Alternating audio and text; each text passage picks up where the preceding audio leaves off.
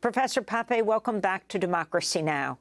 If you can start off by talking about your take on what's happening today. You just heard the doctor in Gaza who just left Al-Shifa a few minutes ago. Yes, I think, Amy, it's good to be back on your program. Thank you for having me. I think what we're seeing now, what unfolds in front of our eyes, is a genocidal situation by which people are targeted, whether they are children, babies, in hospital or in schools. And this is a massive operation of killing, of ethnic cleansing, of depopulation. The pretext for that kind of savagery is revenge for what the Hamas did on the 7th of October. But I think the real intention here is not just revenge, but trying to exploit what happened on the 7th of October to create new realities and historical Palestine. You called it a new Nakba. I think that the Nakba has never really ended for the Palestinians, so it's a new horrific chapter in the ongoing Nakba that the Palestinians are suffering here.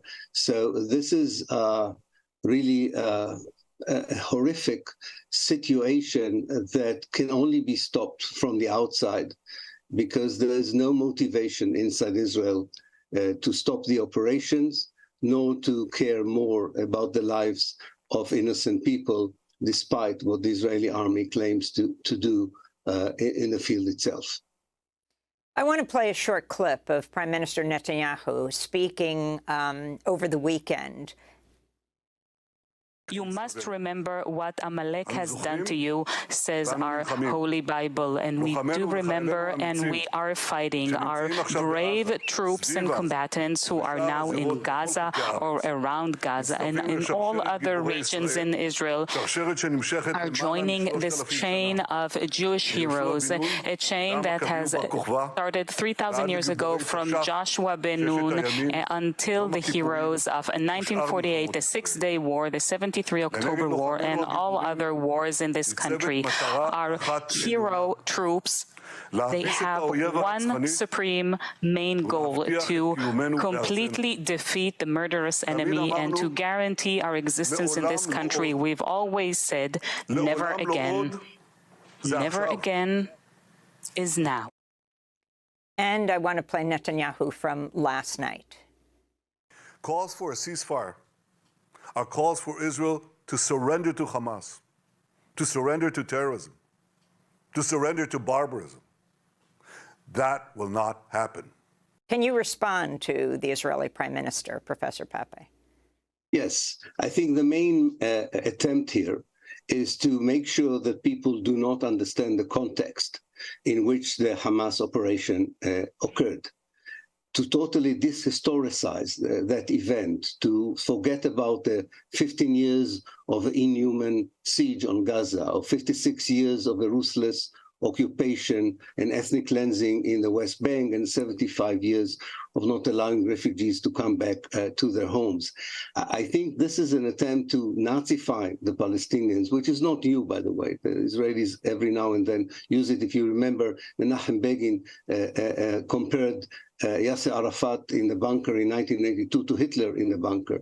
The Nazification of the Palestinians is meant to, first of all, license Israeli policies without any consideration to international law or human rights, and secondly, to divert us from talking about the real issue here, which is not the Hamas or its actions on the 7th of October, but rather the situation that bred this kind of violence. Rather than talking about the symptom of violence, we should talk about the source of violence. And the source of violence has not changed. We have millions of Palestinians for years being oppressed, ruled and controlled by Israel, and they are fighting with the means that they have. And this is going to go on unless, of course, there is a willingness to go back to the negotiation table and ask why the violence erupted in the first place, and what are the best ways to prevent another cycle of violence in the future. There's a second reason for Netanyahu's rhetoric.